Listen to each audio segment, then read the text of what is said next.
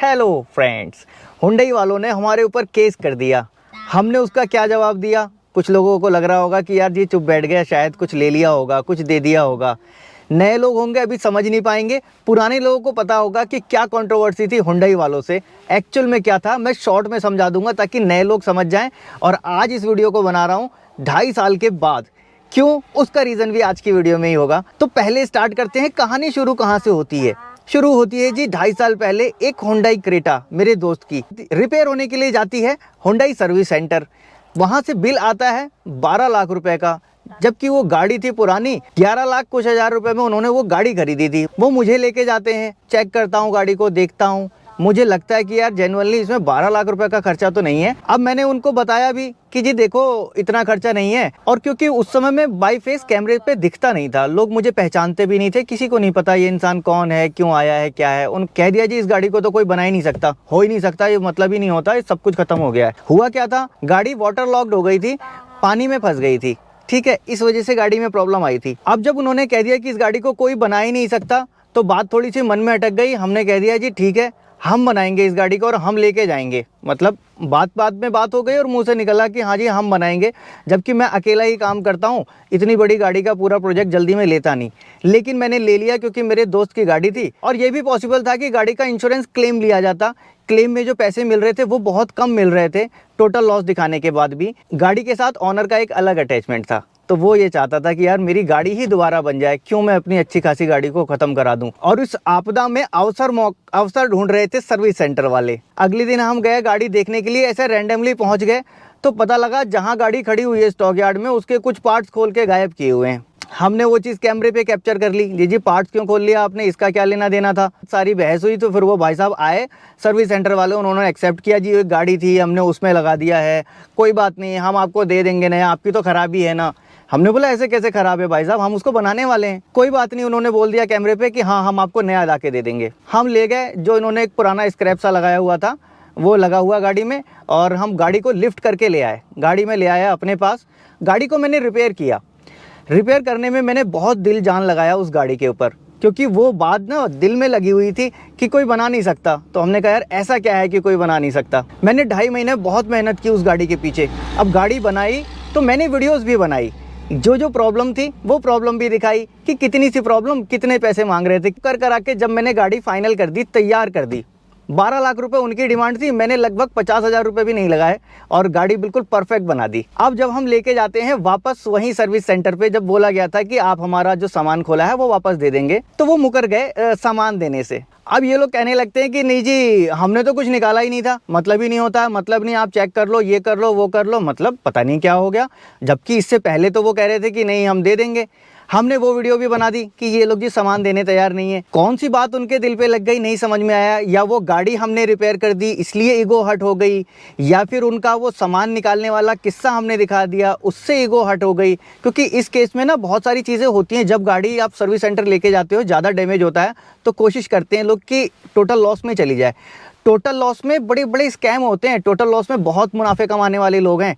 गाड़ी को total loss में डाल दिया, इंश्योरेंस वैल्यू वहाँ से वो ले ली, उस लॉस गाड़ी को उठा के बना के तैयार किया, फिर उसको वहाँ बेचा। मतलब बड़ी चेन थी एक, वो धीरे धीरे चेन सी खुलने लगी थी। अब ये लोगों ने मना कर दिया, हमने वो वीडियो अपलोड की कि जी ये लोग तो मना कर रहे हैं पार्ट्स देने से। हमें आप ही लोगों ने सुझाव दिया कि आप जी इनकी पुलिस कंप्लेन कर दो। हमने इनकी पुलिस कंप्लेन कर दी। हमने कहा देखें तो आखिर होता क्या है, हमारे पास तो सारे प्रूफ हैं जिसमें ये सामान निकाला हुआ है, और वो इनका रिकॉर्ड किया हुआ भी है कि बोल रहे हैं कि हाँ हम दे देंगे, और फिर वो रिकॉर्ड भी है जिसमें ये कह रहे हैं कि हम नहीं देंगे। अब तो हमने कहा देखते हैं, अब सारे प्रूफ हमारे पास हैं, पुलिस वाले क्या एक्शन लेते हैं। हमने पुलिस को रिपोर्ट कर दी। रिपोर्ट तो पहले हो नहीं रही थी कि देखो आप भी जानते हो, किसी भी शहर में रहते हो, कि डीलर एक बड़ा इंसान होता है और हम छोटे मोटे आदमी कहाँ इतना वो ले पाते।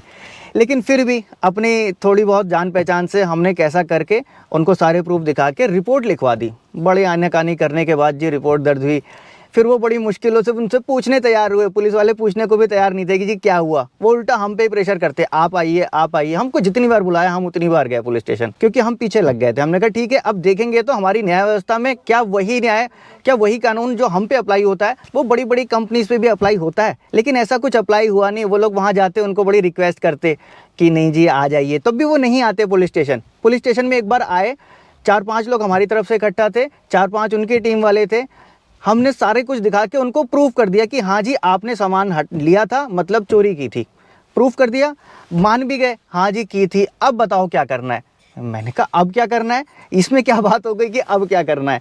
देखो आपने एक्सेप्ट कर लिया है, तो वहाँ पे सामने जो इंस्पेक्टर साहब बैठे थे, इंस्पेक्टर साहब का मैंने फ़ोन उठाया, मैंने बोला देखो जी एग्जाम्पल के लिए मैंने आपका ये फ़ोन चुरा लिया, अब मैं आपको ये फ़ोन वापस करता हूँ, तो हमारे देश का कानून क्या कहता है कि फ़ोन वापस लेके मुझे जाने दोगे। बोले नहीं जी फ़ोन तो वापस लेंगे ही लेंगे, आपको भी जेल में डालेंगे। मैं बोला बस तो फिर वो केस इनके साथ भी तो होना चाहिए। तो फिर बोले ऐसा कैसे हो सकता है, कंपनी वाले हैं, कंपनी में किसके करोगे, कौन है, कंपनी तो पूरी चेन है ना। बहरहाल वो समझ गए कि हम कुछ लेन देन के मूड में तो है नहीं, हमारे लिए हमारी वैल्यू, हमारी इज्जत वो बहुत बड़ी चीज़ है। अच्छा उनका जो प्रेशर रहता था ना, सिर्फ एक ही प्रेशर था, वीडियो डिलीट कर दीजिए, वीडियो डिलीट कर दीजिए।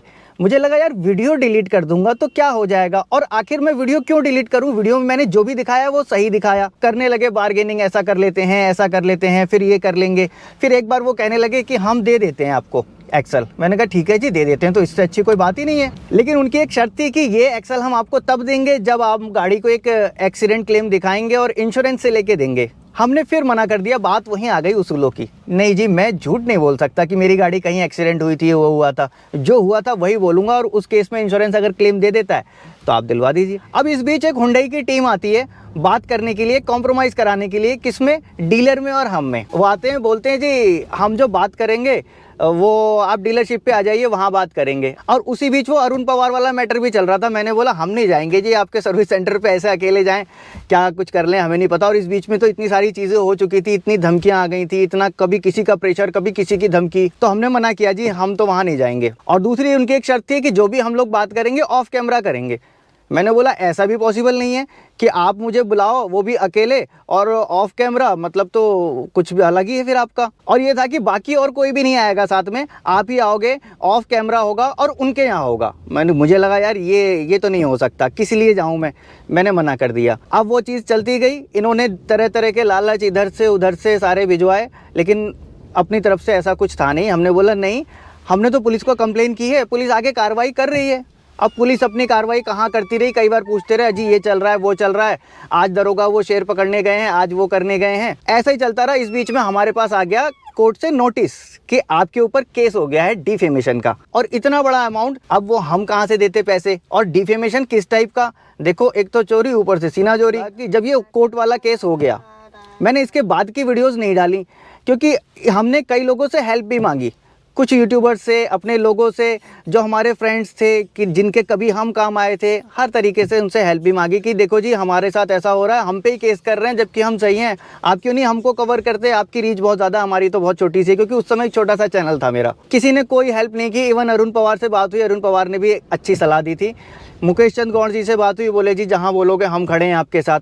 लेकिन इसके अलावा कोई भी मेरे साथ खड़ा नहीं हुआ, क्योंकि हर किसी का अपना एक मतलब था बड़े ब्रांड से। बहरहाल उस चीज़ को छोड़ते हैं, किसने क्या किया जाने दीजिए। लेकिन मैं एक चीज़ से बड़ा खुश था कि मेरे जो सब्सक्राइबर थे, जो पब्लिक जिनके लिए मैं ये काम कर रहा हूँ, वो सारे लोग मेरे सपोर्ट में थे। और सिर्फ ऐसा ही नहीं कि लिख देंगे सर सपोर्ट, क्योंकि मुझे अरुण पवार ने बोला जी पब्लिक लिखने आती है कि फुल सपोर्ट, जब जाते हैं तो 3 लोग भी नहीं खड़े होते, मेरे साथ सारे लोग खड़े हुए थे। मेरा केस जिस वकील ने लड़ा वो भी हमारे सब्सक्राइबर थे। हमने शुरू कर दिया केस लड़ना। अब केस लड़ने में क्या होता है, कोर्ट में आपको मालूम है तारीख पे तारीख पड़ती गई, और हर तारीख पे मैं और एडी, साथ में हमारा कार ओनर, तीनों लोग जाते थे, तारीख पे जाते, बैठते, चले जाते। मकसद था उनका हमको परेशान करना कि साहब ये परेशान हो जाएगा, आदमी टूट जाएगा।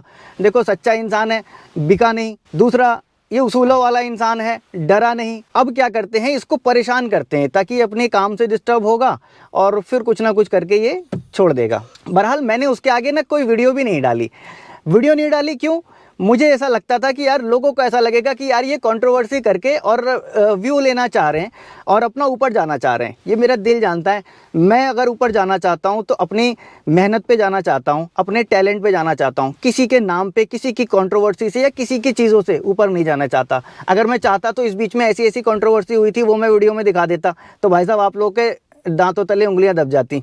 ऐसी चीज़ें हुई थी, लेकिन मैंने कुछ नहीं किया, ना मैंने कुछ दिखाया। अब पुराने लोगों को बता दूं, लोग पूछते हैं कमेंट्स में आज भी, सर वो हुंडई वाले केस का क्या हुआ, हुंडई वाले केस का क्या हुआ। इसके बाद की कोई वीडियोस नहीं डाली हमने, ना हमने कुछ बताया क्या हुआ, तारीख पे तारीख चलती रही, हम जाते गए, सब कुछ चलता गया और उसी बीच में अपना काम भी करते रहे।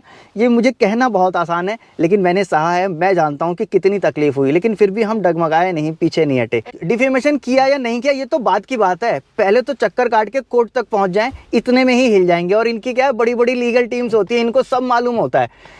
हमारे पास कोई ऐसी लीगल टीम तो है नहीं। अच्छा, इससे पहले जो हम वीडियो की ये डिलीट कराने की लोग बात कर रहे थे, उस वीडियो पे इतनी रिपोर्टिंग हुई, आप 5 सेकंड में 20 कमेंट्स आते थे, 5 सेकंड में 20 कमेंट्स। कैसे देखोगे, क्या कर रहे हैं भैया? हमारे पास तो उतने सब्सक्राइबर नहीं है जितने उनके पास एम्प्लॉयज़ हैं। मेरा चैनल भी काफ़ी डाउन हो गया उसके बाद से, क्योंकि मास रिपोर्टिंग हुई। अब हम कोर्ट पे आ जाते हैं सीधे। देखो, कोर्ट में तारीख पे तारीख पड़ती रही। हमारे वकील साहब जो थे वो बहुत इंटेलिजेंट थे और वो भी बड़े अच्छे इंसान थे, हमारे सब्सक्राइबर ही हैं, शायद वो इस वीडियो को भी देख रहे हो। उन्होंने बड़ी हेल्प की। और वो क्योंकि दिल्ली से थे और हमारा जो केस चल रहा था यहाँ हल्द्वानी उत्तराखंड में चल रहा था। यहाँ पे अभी लोग ना इतने ज़्यादा अपडेट नहीं है, तो वो जब दिल्ली से यहाँ आते तो यहाँ के लोग बड़े घबरा जाते हैं। अरे साहब, आप दिल्ली से आए हो ये केस लड़ने के लिए, आप दिल्ली से आए हो ये केस लड़ने के लिए। इवन सीधे जाके उन्होंने जज से भी बात की, सारे फैक्ट्स को रखा और मुझे तो जाके ये कहना था कि भाई साहब, ये प्रूफ है मेरे पास, चोरी हुई है, उस चोरी को हमने रिकॉर्ड किया है। उनका मकसद ये था कि चोरी तो होने देते, चोरी तो बाद में देखेंगे, वो एक अलग केस होगा, ये केस है रिकॉर्ड करने का, आपने रिकॉर्ड क्यों कर लिया? तो यही वाली सारी चीज़ें थी। लेकिन कर करा के जब एक इंसान अड़ा रहता है ना, तो बड़ी बड़ी चीज़ें झुक जाती हैं। फाइनली हुआ यही कि हम हुंडई वाला केस जीत गए। खुशी होगी हमारे पुराने लोगों को, जिन लोगों ने साथ दिया था। बहुत सारे लोग थे जिन्होंने सपोर्ट किया, इतना सपोर्ट किया लोगों ने, मतलब मैंने ऐसा सोचा भी नहीं था कि इतना लोग सपोर्ट करेंगे, इतना चाहते होंगे लोग। मतलब मैं क्या बताऊं, वर्ड नहीं है मेरे पास उन लोगों के लिए। एक वकील साहब जयपुर से, सर मैं आता हूं स्कॉर्पियो लेके और मैं आपको अपने साथ लेके चलूंगा, अपनी फैमिली को आप अपनी फैमिली मेरे साथ लेके चलो, हम वहीं रहेंगे। क्योंकि यहाँ पे एक डर का माहौल था और जगह जगह से लोगों ने, हर फील्ड के, मुझे नहीं पता था कि फिल्म इंडस्ट्री के लोग भी मुझे फॉलो करते हैं, मुझे नहीं पता था कि ये न्याय व्यवस्था में जितने भी लोग हैं ये मुझे फॉलो करते हैं, मुझे नहीं पता था कि बड़े बड़े IAS IPS मुझे फॉलो करते हैं। तो अब जब हम केस जीत गए, उसके बाद मैंने कोई भी अपडेट नहीं दी, क्योंकि मैं नहीं चाहता कि कोई मुझे ऐसा कहे कि यार सिंपैथी लेने के लिए या अपने व्यूज़ के लिए इन चीज़ों को इस्तेमाल कर रहे हैं। मुझे बिल्कुल भी वो चीज़ें पसंद नहीं। लेकिन आज मैंने ये वीडियो क्यों बनाई, तो देखो, कुछ पुराने लोगों से मुलाकात हुई कल, तो आज याद आ गई, तो मुझे लगा कि इस वीडियो को आना चाहिए। तो आज आ गई ये वीडियो। मकसद था आपको मोटिवेट करना। भले ही कोई कितना भी कहता रहे ये इंडिया है, ऐसा ही चलता है, अरे करप्शन है, यहाँ तो ये है वो है, कोई कुछ नहीं होता, यहाँ तो सब चोरी है, कुछ नहीं है। मैं इतना कहूँगा, सत्य को परेशान किया जा सकता है, पराजित नहीं। अगर आप अड़े रहोगे और सत्य पे रहोगे और अपने उसूलों से नहीं हटने वाले होगे तो हमेशा कामयाब होगे। फिलहाल इस वीडियो में अगर कुछ अच्छा लगा हो तो ज़रूर वीडियो को लाइक करना। मन में कोई सवाल होगा या सुझाव, नीचे वो भी कमेंट बॉक्स में लिख देना। या फिर अगर चाहते हो तो इंस्टाग्राम पे भी मुझे फॉलो कर लेना और उस समय की पुरानी पोस्ट पड़ी होंगी, चाहो तो चैनल को एक बार चेक करके देख लेना। शायद यही वो केस था जिसकी वजह से आज तक लोग कमेंट यही करते हैं, मोस्ट अंडररेटेड चैनल। रिपोर्टिंग भी बहुत हुई थी इस चैनल पे, लेकिन कोई बात नहीं, आप लोगों का इतना सपोर्ट है जो आज मैं यहाँ खड़ा हूँ, यही मेरे लिए बहुत काफ़ी है। दिल से धन्यवाद।